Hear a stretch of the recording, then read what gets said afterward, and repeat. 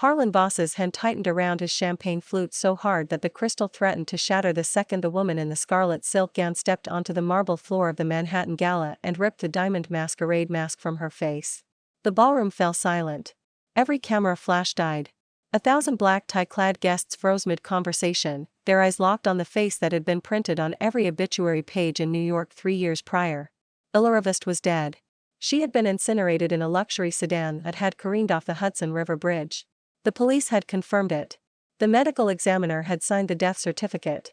Harlan himself had overseen the fake funeral that had buried the last obstacle between him and the Voss Corporation fortune.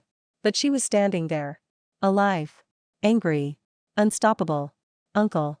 Elora said, her voice sharp and clear enough to cut through the thick hush of the room. Her red lipstick matched the fire in her eyes, and her tailored scarlet gown stood out like a blade against the sea of black and white formal wear. I do not believe you saved me a dance, or perhaps you simply forgot you murdered me. A gasp rippled through the crowd. Reporters scrambled to adjust their lenses, their microphones lifting like vultures circling prey. Harlan's face drained of all color, turning the pale gray of a storm cloud. He had spent 3 years building his empire on the lie of Elora's death, on the forged documents that named him the sole heir, on the quiet elimination of anyone who had dared question the official story. Now his greatest nightmare stood before him, alive and unapologetic, in the middle of the most exclusive charity gala in the United States. You are insane. Harlan spat, his voice cracking despite his attempt to sound authoritative. He took a step backward, nearly tripping over the hem of his own tuxedo jacket. This is a masquerade, a stunt. You are an imposter. Elora laughed, a cold, brittle sound that made nearby guests flinch. She reached into the small clutch tucked at her waist and pulled out a folded piece of paper, holding it high for everyone to see. It was her birth certificate, unaltered, unforged, with her full name printed in bold black ink and the signature of her father Julian Voss, the man Harlan had poisoned to seize control of the company. I am Elora Voss, she announced, her voice booming across the ballroom. The sole legitimate heir to the Voss Corporation. And you, Harlan Voss, are a thief, a murderer, and a liar. Tonight, you stop pretending you own what was never yours. The room erupted. Cameras flashed without pause. Guests whispered and shouted, their shocked voices blending into a chaotic hum. Security guards moved toward Elora, but she lifted a hand, and 2 large men in tailored suits stepped forward, their expressions stone cold and their postures threatening. They were not Voss security. They were hers. From the corner of the room, Kean Thorne watched the scene unfold with a lazy, amused smirk on his face. He leaned against a marble pillar, a glass of scotch in one hand, his dark hair styled perfectly, his black tuxedo fitting him like it had been painted on. To everyone else, he was the reckless, womanizing heir to the Thorne Group, a billionaire playboy who cared more about parties and yachts than corporate politics. No one saw the way his jaw tightened. No one noticed the cold fury that flashed in his hazel eyes when Harlan's hand curled into a fist. No one knew that he had been the one to pull Elora from the burning car 3 years ago, that he had hidden her away, that he had spent every day since then building a network of evidence to take down Harlan and every corrupt soul who had aided him. He had waited for this night. He had planned for it. And now that Elora had made her entrance, the game was finally beginning. Elora did not wait for Harlan to recover. She walked toward him, her high heels clicking against the marble, her gaze never leaving his face. The crowd parted for her like the Red Sea, their fear and curiosity making them step back without hesitation. She stopped directly in front of him, close enough that he could smell the jasmine perfume on her skin, close enough that he could see the faint scar along her jawline, the scar from the car crash she had ordered. You thought I would burn, she said quietly, so only he could hear. You thought I would stay dead. You were wrong. Harlan's face twisted with rage. He opened his mouth to shout, to call her a fraud, to order her removed, but before he could speak, a waiter stumbled forward, dropping a silver tray of hors d'oeuvres. The distraction bought Elora a split second, and she used it to step back, turning to face the crowd once more. Tonight is not a gala, she said. It is a reckoning, for every lie you have told, for every dollar you have stolen, for every life you have destroyed. The Voss Corporation is mine, and I am taking it back. The doors to the ballroom swung open. Lawyers in sharp suits walked in, carrying stacks of documents.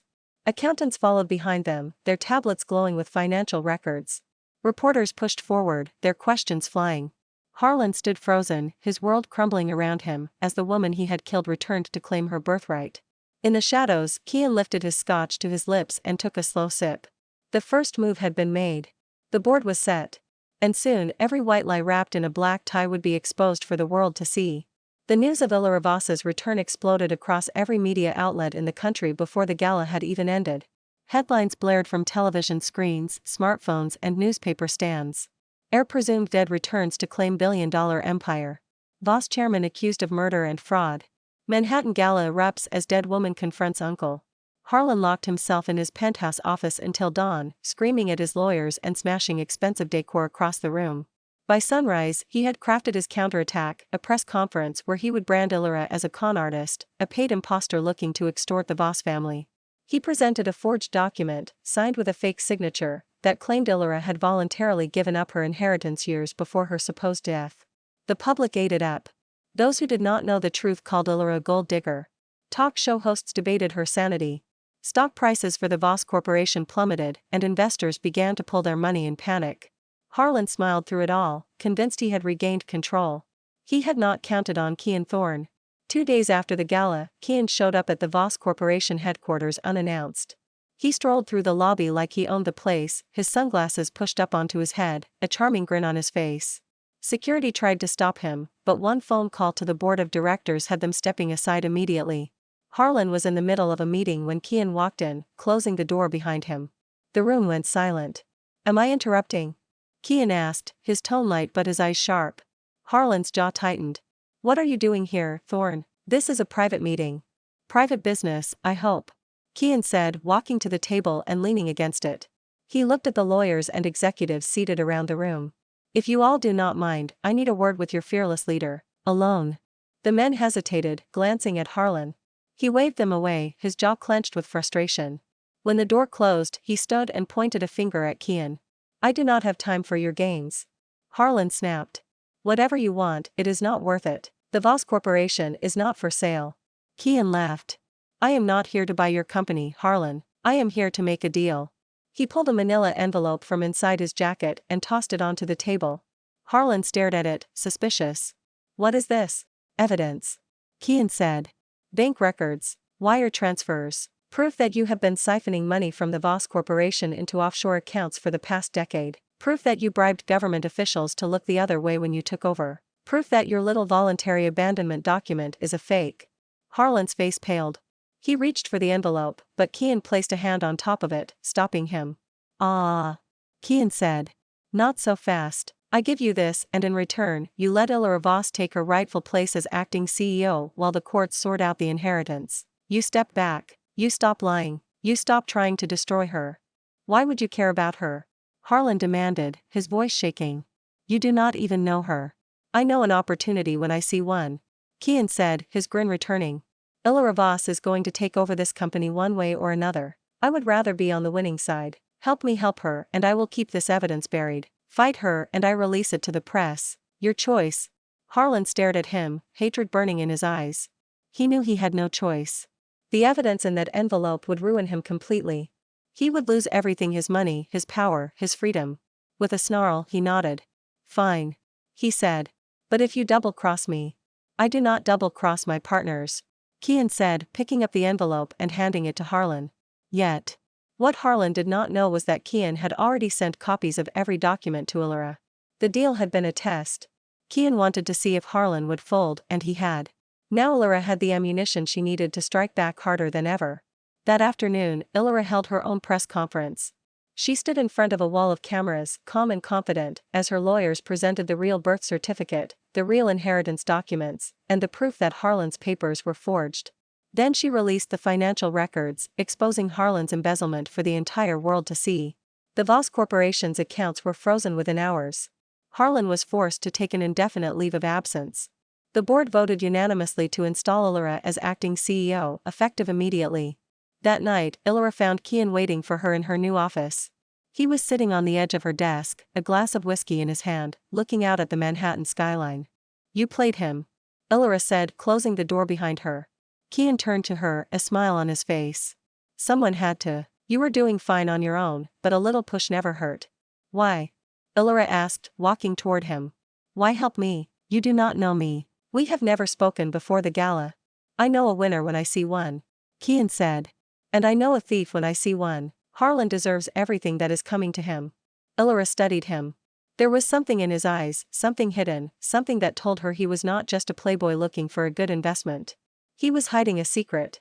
But for now, she did not press. She had won the first real battle. That was enough. Thank you, she said quietly. Kian stood, stepping closer to her. Their faces were inches apart. She could smell the whiskey on his breath, the cedar of his cologne. Do not thank me yet, he said. This is only the beginning, the lies are just starting to unravel. Harlan did not go quietly. For weeks he fought Allura's every move. He leaked false stories to the press, claiming she was mentally unstable. He bribed board members to vote against her policies. He tried to block every decision she made, from small budget changes to large corporate partnerships. But Allura was prepared. She had spent 3 years in hiding, studying every inch of the company, learning every weakness, building every connection. She countered his lies with truth. She replaced his bribed board members with loyal executives. She cut off his access to company funds and resources. Harlan grew desperate. Desperate enough to kill. It happened on a rainy Tuesday night. Allura was leaving the Voss Corporation headquarters late, wrapped up in a meeting with international partners. She walked to her car alone, her assistant having left an hour earlier. The parking garage was dark and empty, the only sound the patter of rain on the concrete and the hum of distant lights. She had just unlocked her car door when a man stepped out from behind a pillar. He was tall, broad-shouldered, wearing a black hoodie and a mask that covered his face. In his hand, he held a metal pipe. Allura froze. Her mind flashed back to the night of the crash, to the fire, to the pain. For a split second, she was terrified. Then her training kicked in. She dropped her bag, her hands curling into fists. The man lunged. Allura dodged to the side, the pipe slamming into the car door with a loud crash. She spun, kicking him in the knee. He grunted in pain, stumbling backward. She reached for the pepper spray she kept in her pocket, but he recovered quickly, grabbing her wrist and twisting it behind her back. Pain shot up her arm. She gritted her teeth, trying to break free, but he was too strong. He pressed the pipe against her throat, cutting off her air. Stay down, he growled. This is nothing personal, just business. Allura knew who had sent him. Harlan. He had decided to finish what he had started 3 years ago. She closed her eyes, ready to fight until her last breath, when a gunshot echoed through the parking garage. The man's grip loosened. He stumbled forward, falling to the ground, the pipe clattering away. The bullet had hit him in the shoulder, non-lethal but disabling. Allura gasped for air, turning toward the sound of the shot. Kian stood there, a handgun in his hand, his expression cold and deadly. He had not hesitated. He had not warned. He had simply fired, saving her life without a second thought. The assassin tried to stand, but Kian kicked him back down, pressing his shoe against the man's wounded shoulder. The man screamed in pain. Who sent you? Kian demanded, his voice icy. The man hesitated. Kian pressed harder. Harlan Voss. The man whimpered. He paid me $1 million to kill her, to make it look like a robbery. Kian nodded. He pulled out his phone and called 911, reporting an attempted murder and giving the exact location. Then he waited until police arrived, watching the assassin be arrested and taken away. When the garage was empty again, Kian turned to Allura. She was leaning against her car, her hand still on her throat, her face pale. Are you hurt? He asked, his voice softening. Allura shook her head. I am fine, thank you, again. I told you I do not let my partners get hurt, Kian said. He walked closer, gently lifting her chin to check her neck. There was a faint red mark, but no serious damage. I should have been here sooner. I knew he would try something. How did you know I was in danger? Allura asked. Kian hesitated. For a moment, she saw something flash in his eyes: regret, guilt, pain. Then it was gone, replaced by his usual lazy charm. I have people watching you, he said. For your own safety. Allura did not believe him. There was more to it. She could feel it. But she did not push. Not now. The next morning, the news broke. The assassin had confessed everything. He had given police detailed records of the money Harlan had paid him, the texts and calls arranging the hit, the plan to make Allura's death look random. Harlan was arrested at his penthouse within hours. He was charged with attempted murder, conspiracy to commit murder, fraud, embezzlement, and the first-degree murder of Julian Voss. The evidence was overwhelming.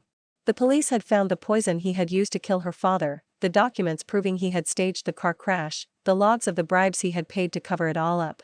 The Voss family's darkest secret was exposed. The public turned against Harlan completely. His lawyers tried to argue insanity, but no one believed them. Illyra sat in her office that day, staring at the news on her screen. She had won. Her father's killer was behind bars. She had reclaimed her company. She had avenged her family. But she did not feel happy. She felt empty. Kian knocked on her door, walking in without waiting for an answer. He saw her expression and sighed. "You think this would fix it?" he said. Illyra looked up at him. "Did you know?" she asked quietly. "Did you know who killed my father the entire time?" Kian nodded. "I was there," he said. "The night your father died, I saw Harlan put the poison in his drink. I tried to stop him, but I was too late. I pulled you from the car that night. I hid you. I spent 3 years collecting evidence so you could have your justice." Illyra stared at him, shocked. All this time, he had not just been a random ally. He had been there from the beginning. He had saved her. He had fought for her. "Why?" she asked again, this time softer. "Why risk everything for me?" Kian walked to her desk, leaning down so he was eye level with her. "Because your father was my friend," he said. "Because he helped me when I had nothing. Because I owed him. And because you deserve the truth. You deserve everything that was taken from you." For the first time since she had returned, Illyra felt tears sting her eyes. She looked away, wiping them away quickly, refusing to let him see her weakness. "Thank you," she whispered. Kian reached out, brushing a strand of hair from her face. His touch was gentle, careful. "You do not have to thank me," he said. "This is not the end. It never is in this world." Harlan's arrest should have been the end of the drama. It should have been the moment Illyra could finally breathe, could finally run her company without looking over her shoulder. But the lies were not over. Not even close. 2 weeks after Harlan was jailed, a bombshell story dropped in the New York Times. The headline read, "Thorne Airy Fraud, Kian Thorne is illegitimate son exiled by family." The article claimed that Kian was not the true heir to the Thorne Group. He was a bastard child, born to a mistress and hidden away for years. The real Thorne heirs had banished him, and he had only returned to seize power by using Illyra and the Voss Corporation as pawns. The story claimed his entire persona, the playboy, the charmer, the ally, was a lie. His goal was to take over both the Voss and Thorne empires for himself. The news spread like wildfire. Illyra's world shattered. She had trusted him. She had believed him. She had let him in, if only a little. And all along, he had been using her. She found him in his office an hour later, sitting behind his desk, staring at the article on his computer screen. His face was calm, but his hands were clenched into fists. "Is it true?" Illyra asked, her voice cold and broken. Kian looked up at her. His eyes were pained, but he did not deny it. "It is complicated," he said. "Is it true?" she repeated, louder. "Are you a fake? Were using me this entire time? Was saving my life just part of your plan to steal my company?" Kian stood, walking toward her. "Illyra, listen to me. Do not come near me," she snapped, stepping back. "I trusted you. I thought you were on my side. I thought you cared about me, about my father's death. But you are just like everyone else in this rotten world. You lie, you cheat, you use people to get what you want." "That is not true," Kian said, his voice urgent. "You have to believe me. My identity is not what they say. I am not using you." "Then what is it?" Illyra shouted. "Tell me the truth, Kian. For once in your life, stop lying." He hesitated. He wanted to tell her everything. He wanted to explain that his exiled bastard identity was a cover, a shield he had created to protect her from the Thorne family's enemies, to keep the target off her back while she fought Harlan. He wanted to tell her that he had loved her since the first day he had pulled her from the burning car, that he had never cared about money or power, only about keeping her safe. But he could not. Not yet. The truth would put her in more danger than she could ever imagine. So he stayed silent. Illyra stared at him, waiting. When he did not speak, she laughed bitterly. "I knew it," she said. "You are just another liar in a black tie. Get out of my life, Kian Thorne. I never want to see you again. If you come near me or my company again, I will destroy you." She turned and walked out, slamming the door behind her. Kian stood alone in his office, his chest tight with pain. He had known this would happen. He had known she would hate him. But it hurt more than he had thought it would. For the next month, Illyra cut Kian out completely. She refused his calls. She ignored his messages. She banned him from Voss Corporation property. She focused all her energy on her company, on rebuilding what Harlan had destroyed, on pushing away every thought of him. But the world did not stop turning. The Thorne Group erupted into chaos. The board voted to remove Kian from his position. Family members came out of the woodwork, claiming the company for themselves. Reporters camped outside his buildings, waiting for a comment. Kian let it happen. He let them believe the lies. He let them think he was defeated.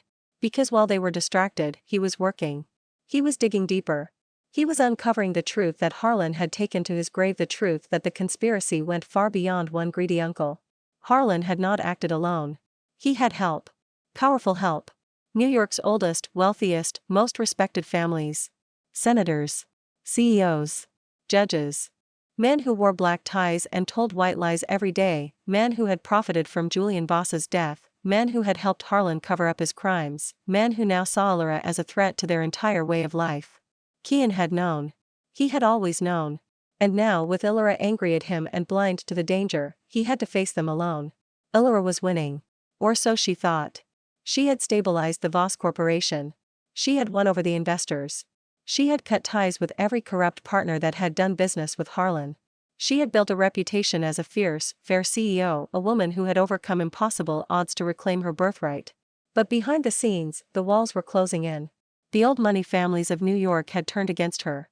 They blocked her business deals. They spread rumors to damage her reputation. They pressured the government to launch investigations into her company. They did everything in their power to destroy her, quietly, from the shadows. Illyra did not understand why. She had defeated Harlan. She had committed no crimes. She was running her company legally and ethically. But the attacks kept coming, harder and faster, until she was fighting for survival once more. She was running out of options. Out of allies. Out of hope. One night, she found a letter slipped under her office door. No return address. No name. Just a single sheet of paper, typed with a list of named senators, billionaires, tycoons, and a short note: "They killed your father. They will kill you too. Only one man can help you." The last name on the list was Kian Thorne. Illyra hesitated. She still hated him. She still did not trust him. But she was desperate. She had no one else. That night, she went to his penthouse. She did not knock. She used the key he had given her months before, back when they were still allies, back when she had believed in him. She walked in to find him sitting on his couch, a glass of whiskey in his hand, staring at the skyline. He did not look surprised to see her. "I knew you would come," he said. Illyra stood in the doorway, her arms crossed. "What is going on?" she asked. "Who are these people? Why are they trying to destroy me?" Kian stood, walking toward her. He did not touch her. He did not lie. He told her everything. He told her about the old money cartel that controlled New York's most powerful industries.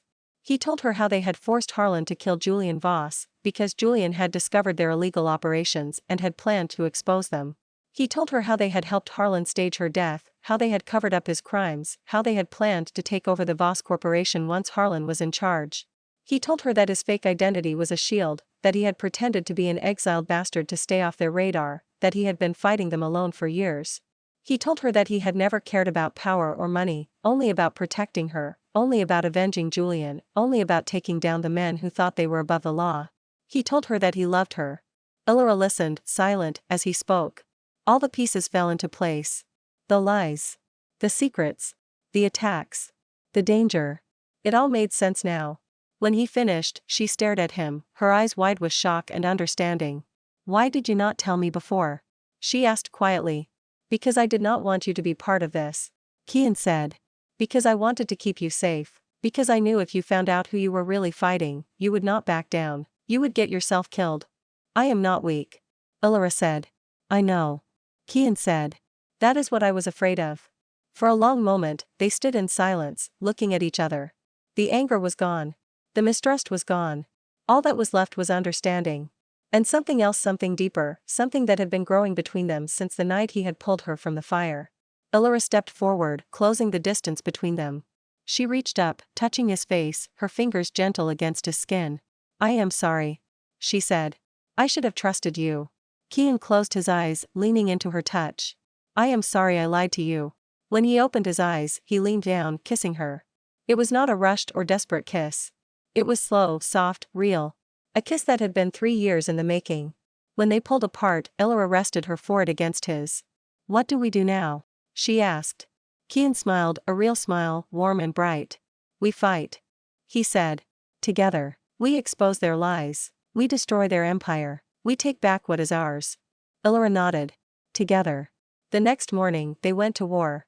The reckoning came on a night exactly like the one where Illyra had first returned. Black tie, masquerade masks, Manhattan's most elite gathered under one roof. The same gala. The same ballroom. The same people who had watched her confront Harlan months before. But this time, Illyra and Kian were in control. They walked into the room together, hand in hand. Illyra wore scarlet, just like before, but this time there was no anger in her eyes, only confidence. Kian wore a black tuxedo with a scarlet tie matching her, a silent declaration of their alliance. The room fell silent once more. But this time, the silence was not shock. It was fear. The men who had ruled New York for decades, the senators, the billionaires, the cartel leaders, sat frozen in their seats, their masks slipping, their faces pale. They knew why Illyra and Kian were there. They knew their time was up. Illyra walked to the center of the room, Kian at her side. She did not raise her voice. She did not shout. She simply spoke, and every word echoed through the ballroom. She told the crowd everything.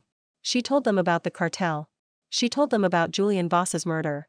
She told them about the bribes, the fraud, the murders, the white lies that had been wrapped in black ties for generations. She played audio recordings. She showed financial records. She presented witness statements. She exposed every dirty secret, every crime, every lie. Kian stood beside her, backing her every word.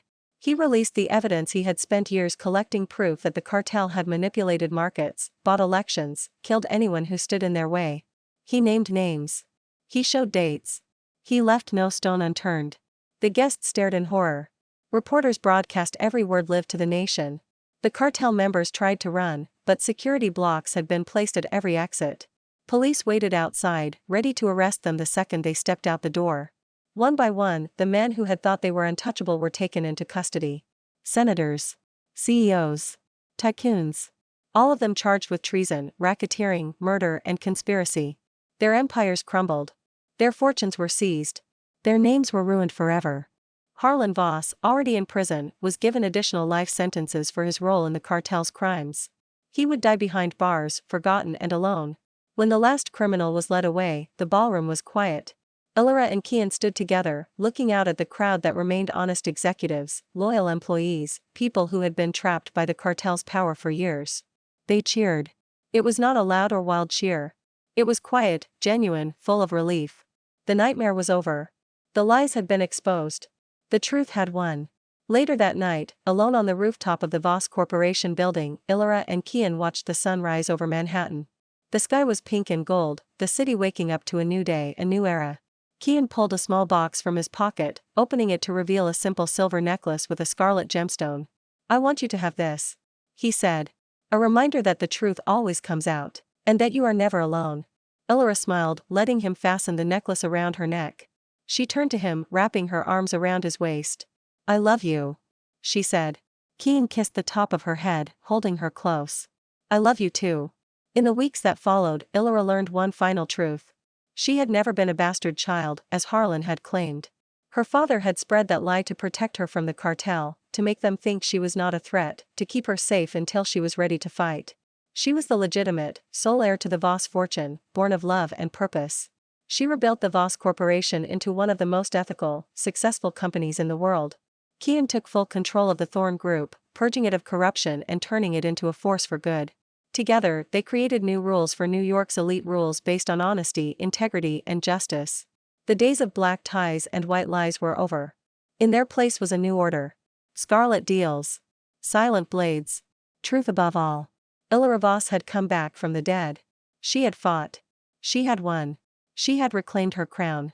And she would never let anyone take it from her again.